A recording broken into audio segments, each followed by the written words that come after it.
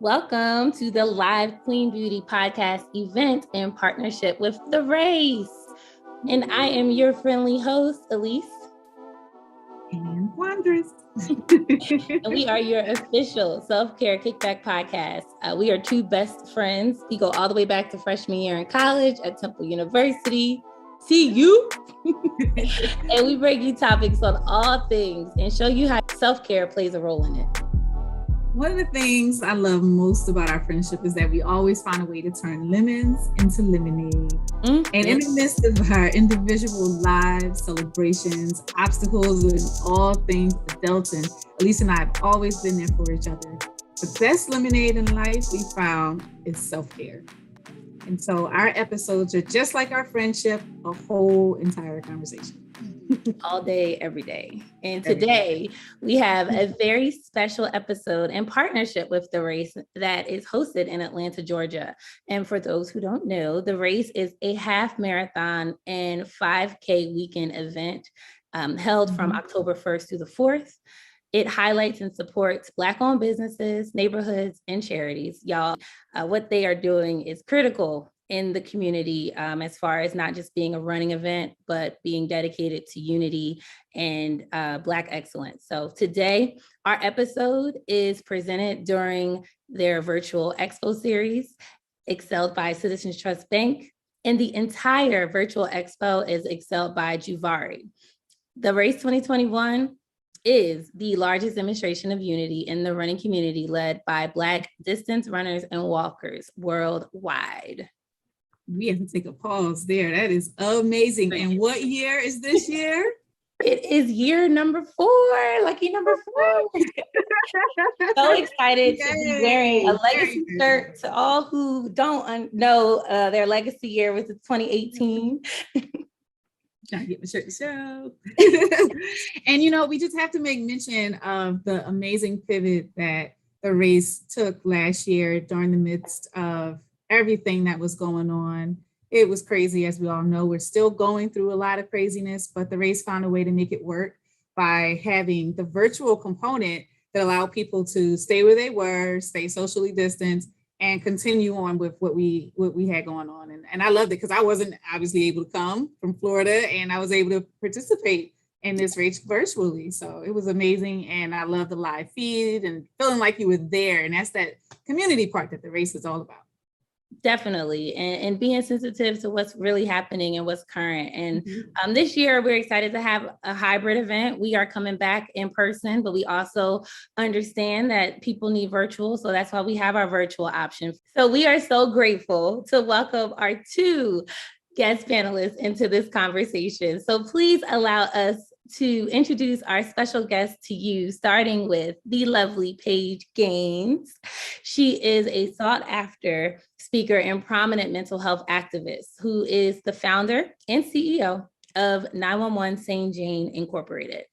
She is a 2-time suicide survivor, diagnosed with bipolar disorder at the age of 22, making her life's journey full of adversity, strength, and impact. She holds a bachelor's in public education and understands the importance of community, education, and awareness. Welcome, Paige. Welcome. Thank you for being here. And we also have, we're so excited to have you. Thank you. And we also have with us here today, Ms. Erica James Strayhorn. And she's no stranger, as she's previously led the mental health speaker series events for the race for the first 2 years. Yeah. And she's a licensed family and marriage therapist in Atlanta, Georgia. And in 2016, Erica developed her private practice called Erica James Counseling, LLC. Her services are geared towards adults, individuals, and couples who are motivated to heal, release disempowering narratives, and find balance in their lives. Her specialties include anxiety, depression, stress, work-life balance, confidence, anger, organization, and sexual empowerment, and assisting clients to create individualized self-care plans, which is amazing. So welcome to you, Erica. Thank you. Thank you so much for having me. I'm really excited about this conversation. We are too. And so we want to just thank both of you again for being here and open up the floor for you both to share a little something about yourselves that we may have left out, or even maybe a favorite self-care activity that you enjoy. So yeah, I would share a favorite self-care activity. For me right now, it's sleep, because I have a 9-month-old, and we're just getting into that phase of her sleeping mostly through the night. So that's been really exciting. I felt a difference. Like, when they're not sleeping through the night, you still get up and you do what you have to do through the day. But now that she is sleeping through the night, I can really feel like a whole new person every day. So great. Really, yeah, that simple basic self-care of getting sleep, like that's my favorite self-care activity right now. I can attest to that. How about you, Paige? I'm trying to think. So I have like things I do regularly. So I meditate a lot and I journal a lot, but I kind of this doesn't sound great, but I backed off of reading. I wasn't reading that much. So I am doing that more and I'm really enjoying it. It's very calming. So that's definitely a new self-care activity that I am getting back into. So yeah, I'm enjoying that. I love it. I love it. It's funny you said, Erica, that you said sleep, because I just listen to a TED Talk. I got on a podcast, TED Talk tick, and you just listen to it and just keep going and keep going. And it was talking about the importance of sleep, and I'm just in a new role transitioning, and it was saying that you need sleep. Otherwise, it's hard for you to retain new information. And I'm learning a whole lot. And so I was like, oh my God, I can't wake up at the crack of dawn with only 4 hours of sleep anymore. Right. You cannot. And, one of the things that you said, Paige, about the reading and how meditative that is, I kind of lost touch. I've been doing audiobooks. And so, and I love audiobooks. I love podcasts. I love listening to things. And so, but recently, picked up a physical book, which I haven't done in a while. And I'm carrying this book around with me, like at work, like I'm reading it, even if I get like a few minutes, and I feel good about that. Like it feels good to actually flip a page, in a book. Yeah, it really does. I've been enjoying it, so for sure. Awesome. Awesome. So we're going to get into our little segment that we do, which is called a QB spin. We take a topic, a current event, and you spin it positive, or we just talk it through, pick it apart a little bit. So I'm going to do it on 2. Number 1, we have to plug, and we can't forget about the race weekend, right? So it's what the race is doing is critical, and it's also impactful. Getting people to move, doing charity work, and having that sense of community. And the fact that we have so many awesome wellness-based sponsors and vendors that support and encourage that self-care behavior, helping people throughout their times, making their lives better. I just want to give them a quick highlight, because I think it's important that they be highlighted during this virtual expo series. All of the runners who are a part of this need to go and shop for these vendors. They're going to be highlighted throughout the entire month of October. They're going to be on the Event Hub virtual expo. So if you're in person, go back and take a look at what they have to offer. And some of our wellness sponsors and vendors that we do have, I want to just take a moment. It's Lululemon. Our official water sponsor is Alcavita. Pro Black Vitamins, Nutrition Prescriptions, Hello Health, Iwi Fresh, Enda Running, Kika Stretch Studios, Air PT to PR, Relieve It, and last but not least, Run Social Atlanta. That, for those who don't know, Run Social is a business owned by Temilola Sobamihan Marshall, who is the owner of Running Nerds that puts on the race. So there you go. And the next topic I want to talk about, and Paige, I'd like you to definitely jump in on this. We talked when we first had a conversation about why we decided to be a mental health first aider. And I have recently found some stats, because I became a mental health first aider as well in 2021 through my job. They offered it, and it was an initiative to have employees be well-being mental health champions within the company. But one of my whys was because my line of work was working with people who went through traumatic accidents, and I wanted to be able to connect and have encouraging conversations with people who are going through life-altering events. And but they shared a couple stats that I thought was pretty interesting to start this conversation. And it was that 123 people die every day from suicide. From 1999 to 2016, 630,000 people have died from drug overdose. And then the last stat was nearly 1 in 5 adults live with mental health. And then understanding, we've have some people in media that we know, like the DMX and Michael K. Williams that recently died of drug overdose. I thought it was just an interesting topic to bring out to the floor to hear what comes to mind when you hear these stats. It's two things. It's two ways for me. It makes me sad, right? To hear how many individuals are passing by suicide, to hear how many people are being affected by drug overdose. But it also excites me because this information is being documented properly, finally, and the information is being shared, and we now have numbers to put along with our story. So we can share, like just speaking personally, I can share my personal experience as much as I can, but it also helps for me to have this number and this research behind it to share, like, this is what's going on outside of me. This is what's going on in our community. This is what's going on in your community. These are the numbers. So, it makes me, it's saddening, but it's also a space of progression, and that we are moving in the right direction to where we can talk about it in this conversation. Where just a few years ago, I would not have known the numbers that I've known now. And I've been in mental health going on 6 years now. Gosh, yeah. So, just like I said, just a few short years ago, I was not as educated as I am now, but given the opportunities that I've had, I'm definitely a lot more enlightened. So no, I appreciate it.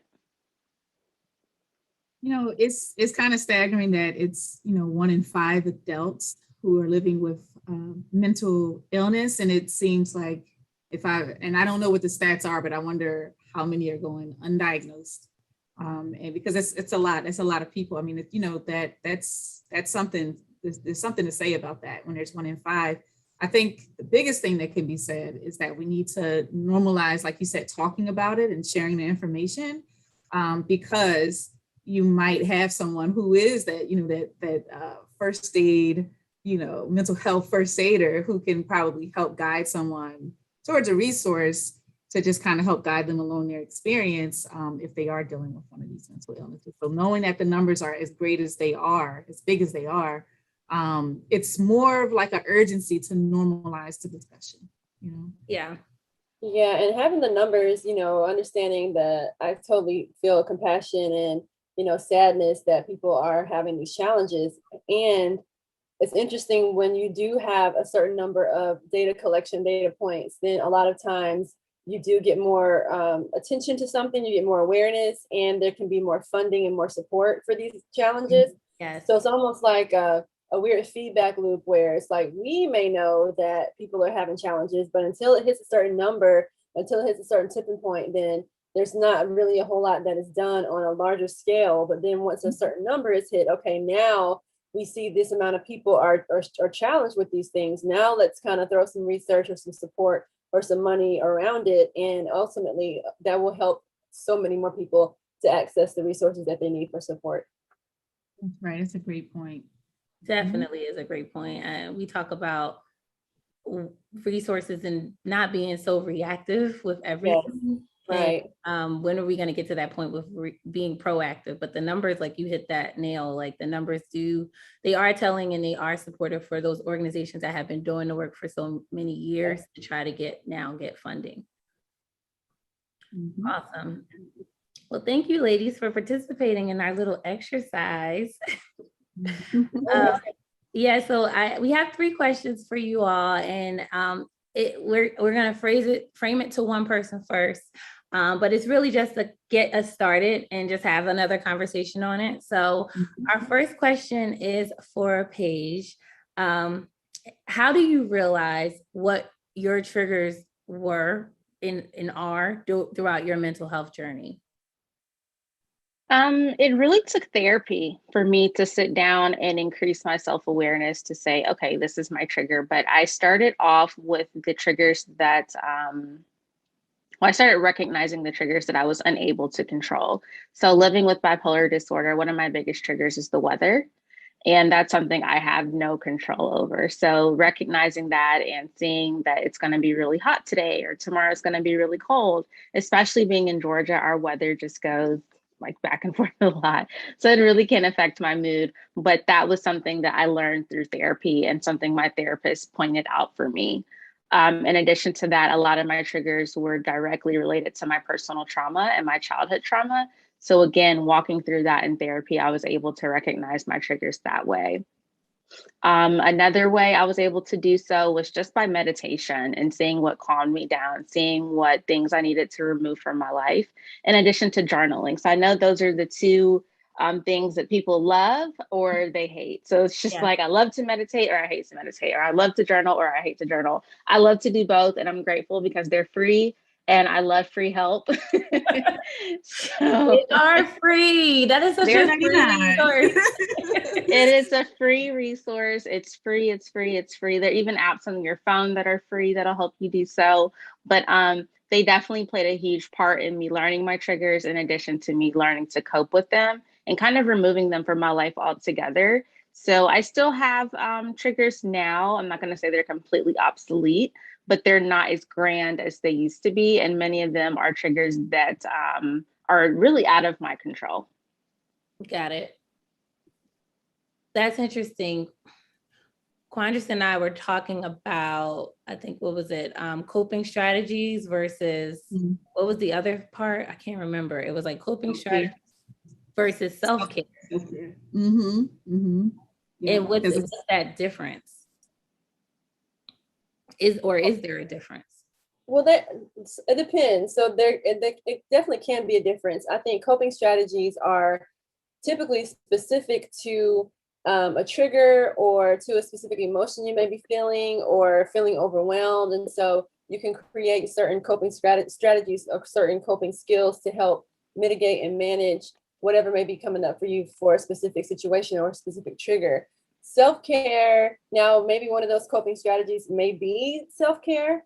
However, there is a difference in that, self-care is, I think it could be a kind of a gray area because, again, some of your coping strategies or coping skills could be considered self-care, because if, journaling is a great coping strategy. Meditating can be too, again, depending on what the triggering issue is.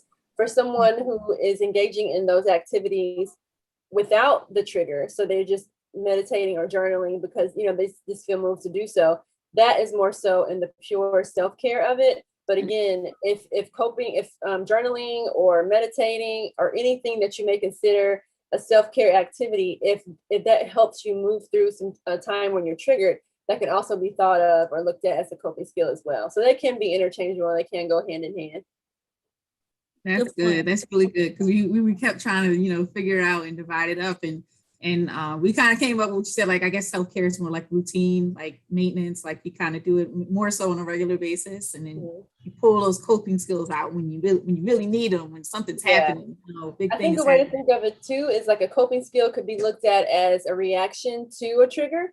Mm-hmm. So let's say the trigger happened and you start to feel whatever emotions come up. Okay, now let me reach for this coping skill. Or even let's say you know that a trigger is going to present itself soon. So let me go and get ahead of it and use this coping skill to calm myself down so I'm not triggered, or I'm not triggered in a high way or in a really intense way. So I think that's how you can look at a coping skill, is more like a reactive kind of situation. And a self-care activity could be looked at more as proactive, or even as a response to stress, because there's a difference between reacting and responding, right? Reacting is more of an emotional space, like an emotional quick thought or quick action. Responding is when you have a chance to kind of take a pause, take a breath, and then make a choice from that space.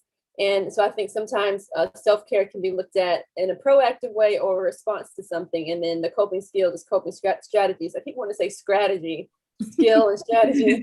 Coping strategy could be seen as like a reactive sort of tool or situation. I think that's, So I have yeah. Oh, sorry, go on. I was going to say, I think it's telling for me, though. It makes me think that the trigger is more like a self-awareness. You have to know yourself. You have to know what's going on with you. Absolutely. And I think like what Paige said, it was helpful for her therapist is someone who helped her identify what her triggers are, because when you're so close to it and when you've been triggered by the same thing so many times, it's really hard for you to zoom out and see the bigger picture and see like all the parts that are connected to it. Yeah. When you're working with somebody who's trained in helping you see those patterns, like for me, a lot of times I can identify a client's triggers in the first 10 minutes talking to them. And so then it's not for me to say, hey, this is your trigger. It's along the way, working with them, helping them to realize it for themselves that, you know, these are my triggers, and to really illuminate the patterns and to see how when A happens, B usually happens. And when D happens, C usually happens. And, you know, it's not anything personal. It's more so like, this is what's happening due to any things you may have experienced in childhood. Maybe you've gone through some traumas. You know, there's reasons why certain triggers are the way they are. And once we identify what those triggers are and you have that awareness, then sometimes we can backtrack and talk about, why is this a trigger in the first place? Right. Right. Getting more and deeper into that self-awareness of the trigger. Right. So I have a quick question when it comes to, I know that a lot of the self-care activities can overlap with the coping strategies. But are there what are some coping strategies that are more so just coping strategy and not so much on the self-care side? The one that comes to mind for me is one where you have a rubber band on your wrist and it can help you manage frustration, anxiety, stress, or really kind of get you back to the present moment. And you pop the rubber band on your wrist. That's more of a coping strategy, in my opinion, like a pure coping strategy. I really can't see where popping the rubber band on your wrist could be seen as self-care. Right. Yeah. That's a good one. Yeah. Okay. Thank you. That was really, really good. And so, you know, one of the things about in thinking of awareness and thinking of the triggers and how many people are impacted by them, it affects people from all different walks of life, right? It's like we're not coming down, and mental challenges and mental things that people go through are only going to certain types of people. It's everyone. Right. One of the things about the race itself is that it has runners from all over the country, right? Yeah. It had over 33 states, right? If I'm not mistaken. Yeah. And these runners, they're working in a broad range of industries, from teachers, artists, lawyers, and doctors. We have just a whole wealth of people. And so it's good that the race is, again, bringing people together from diverse industry settings, definitely, all to one area to commune in this type of way when it comes to the race and nutrition and just working together. So I want to kind of segue there to the next topic where, in speaking of like people from different industries. And so this question is going to go so more towards you, Erica. Okay. And talking about like the everyday life. So what's your take on creating like a healthy work-life balance? And especially since we're talking about people across all different broad ranges of industry, and really during like the pandemic transitions, because I feel like we were kind of struggling with work-life balance before the pandemic. Right. And now we're in the pandemic and people were home and then they went back, or some people went back, and then you got people isolatedly coming back, you know, based off of if something's happening in their building or at their workplace, and then going back and so it's like a lot of back and forth. Right. So I guess I'm just wondering and want to know your take on that and creating work-life balance through these transitions. Yeah, so my biggest takeaway from creating work-life balance are two things. The first thing is to keep it simple, like keep it really, really simple, especially if you are starting a new self-care plan or you are starting just to figure out what work-life balance looks like for you. So starting really simple. And then especially too, if you're kind of going back and forth from the office back into the home and back into the office as we're trying to navigate the pandemic experience. So keeping it simple is really important. And then being flexible is also the second thing. I think for a lot of people, most people, a lot of us, once we kind of get our mind on something, we're like, okay, I'm going to do that. And we can sometimes overdo things, even self-care. And so I have a tendency, even myself, to, okay, my morning routine is going to have like 20 things in it. And by the time my morning routine is over, it's like afternoon. And I've done all this self-care, but now I'm kind of stressed out because there were several other items I needed to take care of, but I couldn't because I'm over here self-caring. So I think it's important to start really simple and not judge yourself for that. So, and when I say simple, I mean like scaling it all the way back to, are you drinking enough water? Are you moving your body? Are you eating things that add to the health of your body? Are you getting enough sleep? Like basic stuff. And once you get those things consistent, and just choose one of those. Right. Let me just focus on the water. Once you start drinking water consistently, then you can add something else on. A lot of times we're like, because self-care is like, it's a trending topic right now. It's really cute, you know, so little cute, all your cute little stuff, and post about it on social media, which is wonderful. But you have to figure out what's really going to be practical and what's going to work for you. And so the flexibility comes in where, let's say you do choose water and you try, you know, I'm gonna try to drink this water for this week, and you get to the end of the week and be like, you know what, I'm still thirsty. I have not drank any water. Maybe I need to choose a different self-care activity that I can actually successfully do. So maybe it's just waking up 5 minutes earlier and not even doing anything for that 5 minutes. Like, I'm not going to journal. I'm not going to meditate. I'm just going to be awake 5 minutes earlier. Like, scaling it all the way back and not judging yourself for having to do that. And then once you get consistent and you build confidence with doing that one item, then you can add more to it. So simple and flexibility, I think, are the two things that can be really helpful when you're trying to figure out your work-life balance. Yeah, I really, really like that a lot. I like it. Sounds sustainable because, like you said, we can definitely get ourselves in sustainable initiatives. Yes. Just did the water. I feel like you are the pastor at the church, Erica. I just did the water thing earlier last week, and by Thursday, I had this big old gallon jug of water, and it's just like now I try not, I'm like not looking at it because it's like intimidating me. And I like that you said, I'm sorry, go ahead. Not judging yourself for it is super important. Go ahead. Yeah, I was gonna say I have the water jug like with the supportive words by it, like keep going. That's what I have. With the time clock, right? With the time, more pressure. Yeah, I'm like, it's 12 o'clock. I haven't had 3 sips, and I'm behind like the whole jug. Yeah, it's a lot of pressure. So I appreciate that. No, it was intended to like be encouraging, but then you do, like, to your point, feel sad when you're at 7 a.m. and it's 4 o'clock in the afternoon. Like, oh, now you're thirsty. Right. And like you said, you have to be flexible enough to change the routine, because I was fine just going and filling up my little cups, and it got me out of my seat, you know, so that I wasn't sitting, you know, the whole day. I got to get up and walk, go get my water, and then come and sit back down. So I'm happy you said, like, don't judge yourself, because I think no judgment zone, because the judgment it negates all the amazing work that you did. So maybe you didn't drink it at every hour of the day that's on your jug, but you did drink the whole bottle. But now, since you were late or you're behind, you judge yourself, you beat yourself up for it. That judgment sticks around longer than the benefits from the water. So do what you can, love yourself, be compassionate, drink as much water as you can. And if you need to switch from the gallon jugs back to the cup, that's fine too. Especially if you are at the office, and if you are back in the office and you run into the bathroom because you just doused a whole jug of water because you're trying to make up for the minutes. Exactly. All right. So I want to segue just a little on the fact that major impact life events do take a toll on families and as far as mental health challenges are concerned.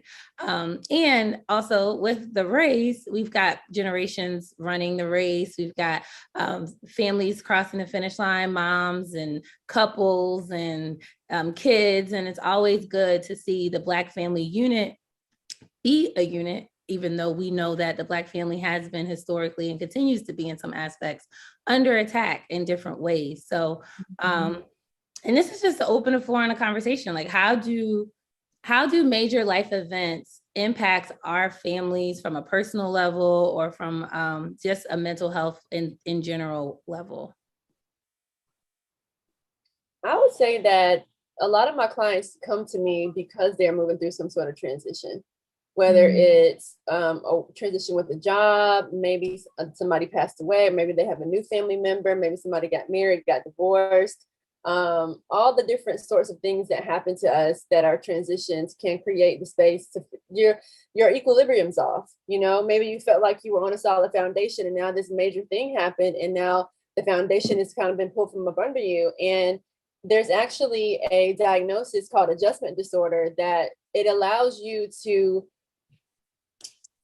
acknowledge and understand how impactful transitions are, but it only lasts, the diagnosis itself only sticks around for about 6 months or so. And then after that 6 months comes, then you can check in with it again and see, because sometimes when you're dealing with the major transition, you can start to exhibit behaviors, patterns, emotions that mimic other mental health diagnoses and disorders. And it could just be because that's what's showing up as you're moving through this transition. Or as time goes on, it could be like, yes, this is an actual verifiable mental health diagnosis. So I think that just goes to show you how impactful certain transitions can be, where they can, you know, you start exhibiting certain behaviors, start just experiencing yourself in a different way, and people around you may start seeing you behave in a different way. And I think that's where we can invite a lot of compassion into our lives and just allow each other some more kindness when you are dealing with any sort of transition, and also realizing that if it is impacting your mental health in a certain way, there is support, there are resources out there for you to go, for you to experience and for you to access, because life transitions can be pretty tough depending on what the transition is. So I have kind of two questions, because that was interesting. It was a lot. I'm like, my mind is like moving a lot based off of what you said. So you said that adjustment disorder usually is about 6 months for that major life event, that you can kind of sit in that space before you want to go and kind of reevaluate it.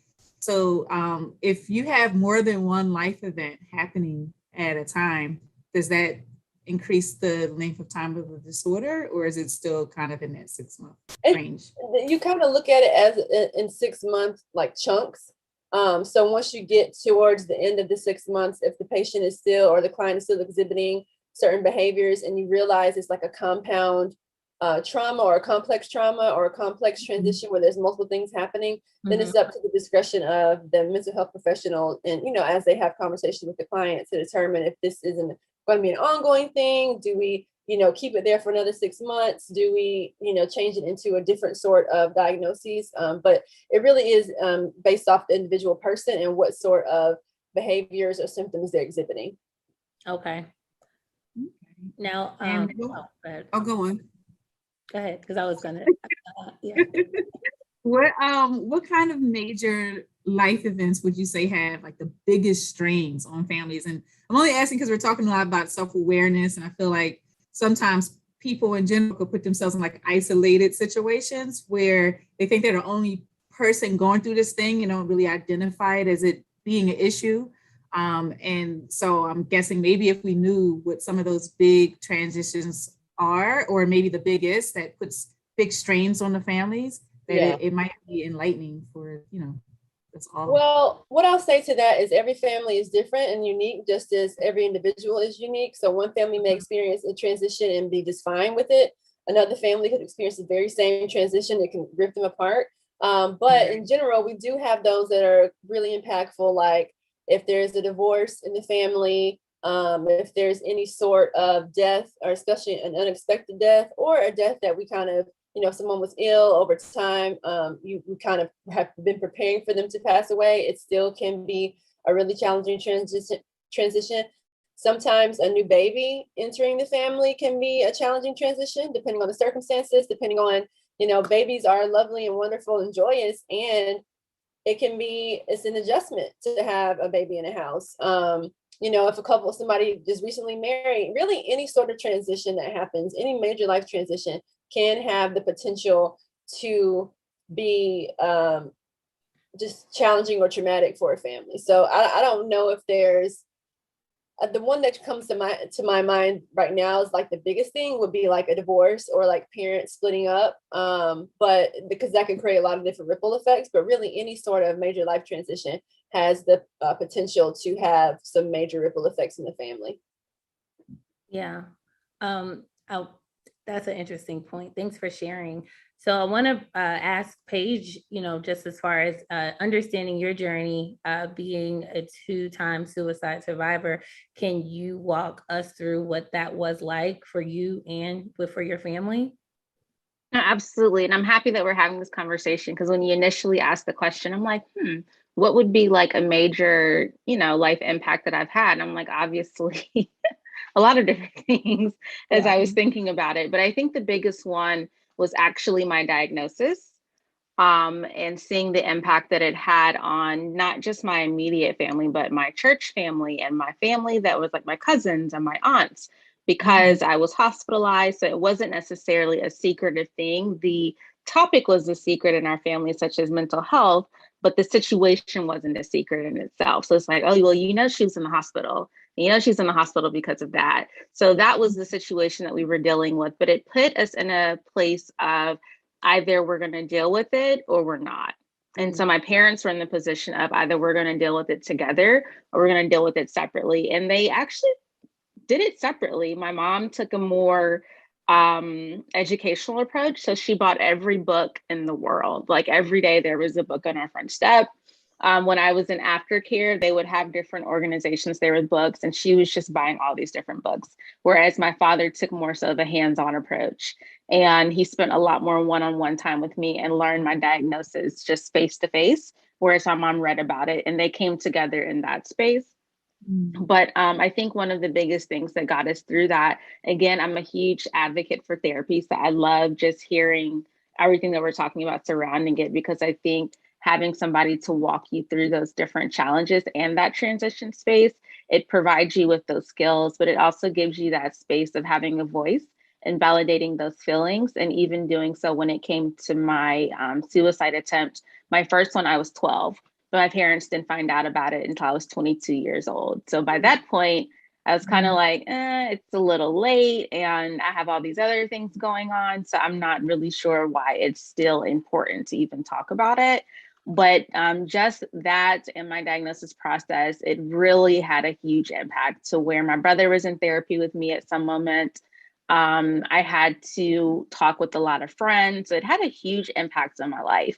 I lost a lot of friends. I gained more friends. I lost close relationships with family members, but I also was able to gain stronger relationships with family members. So I think staying true to what I knew to be best, which was my personal health, and really dedicating myself to that and dedicating my every action to my health and the betterment, and just knowing I want it better.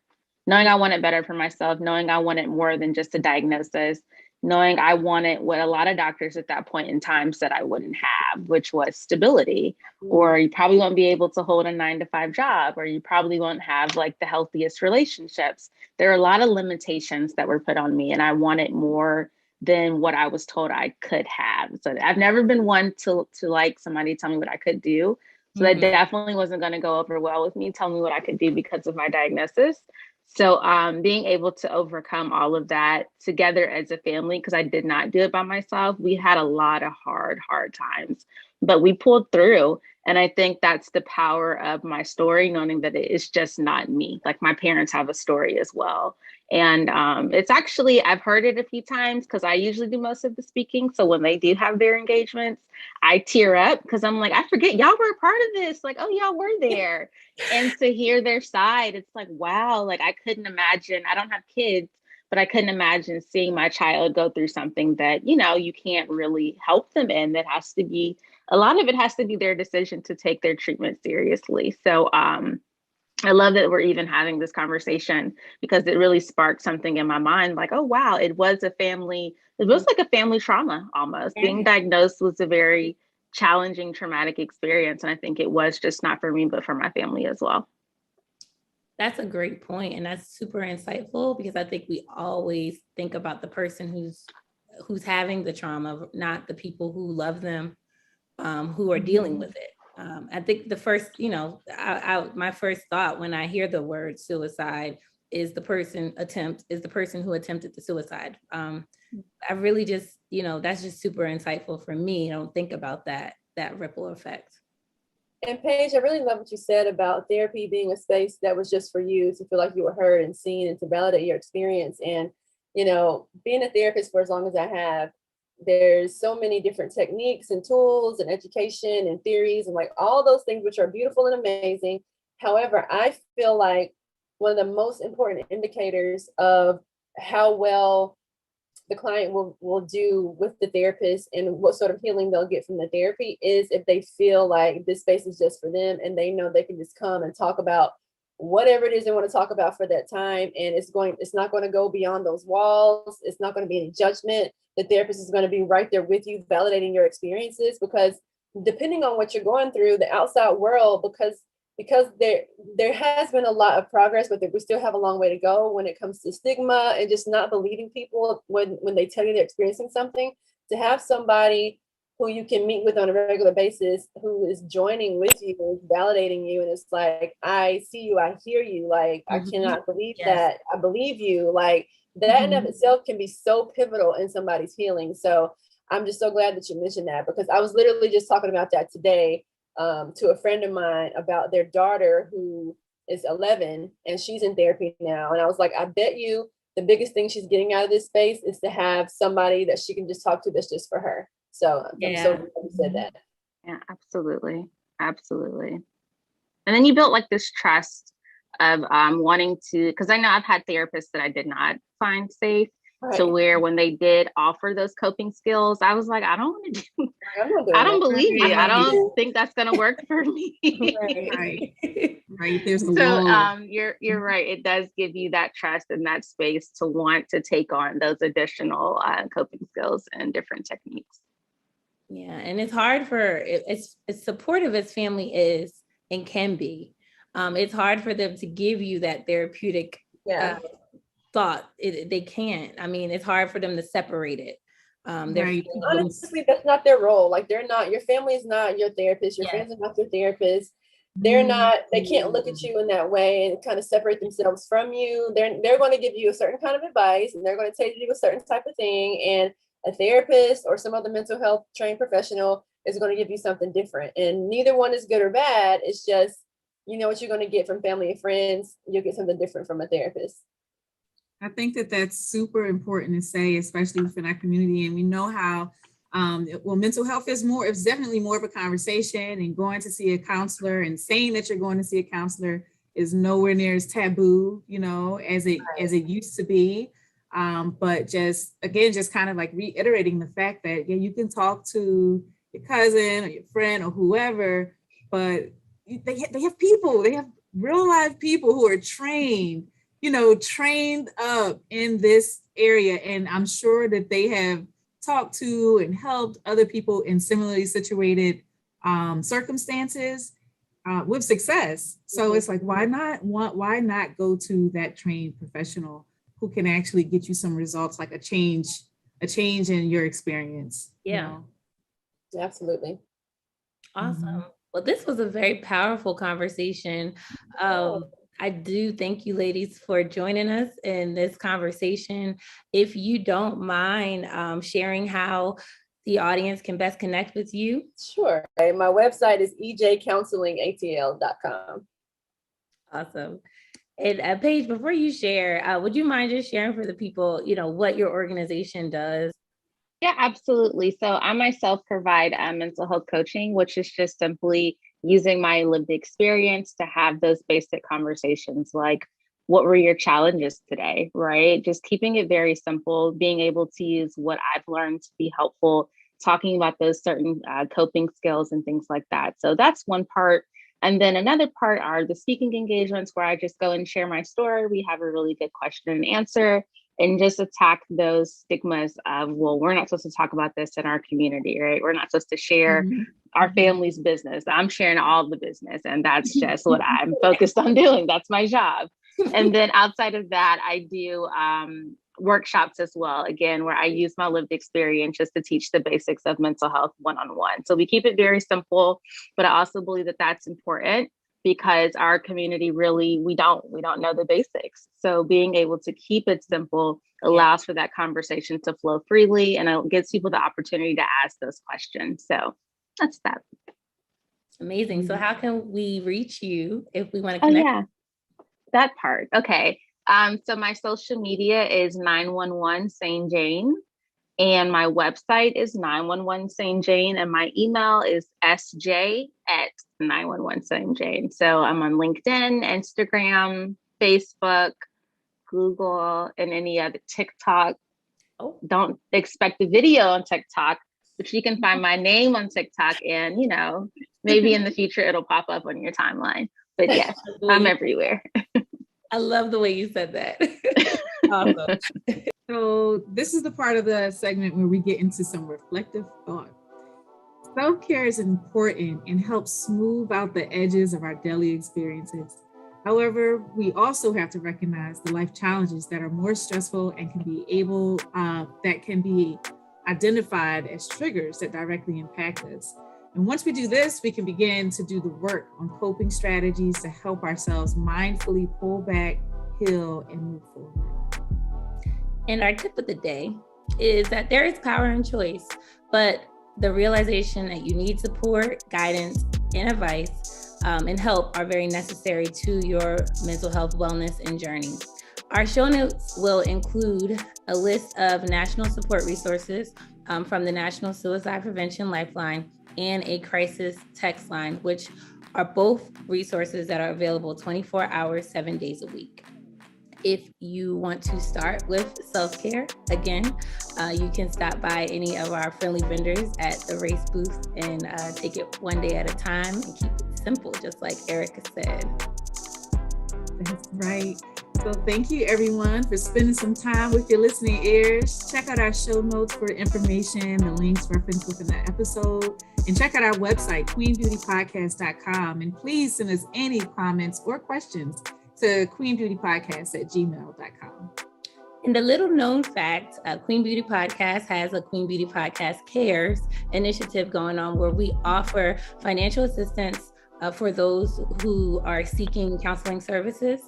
So please check out our website or our social media to find out more information about that, to apply or donate. Please leave a 5-star rating and review on your socials. And you can find us at Instagram or Facebook at Queen Beauty Podcast. A special shout out to our fabulous 17-year-old podcast editor, Shania, who is the daughter of Quandress at Princess Lay. And we are very happy to have her doing the worker bee work on our editing. So see us back here soon for some quality time with Queen Beauty Podcast. Peace and love.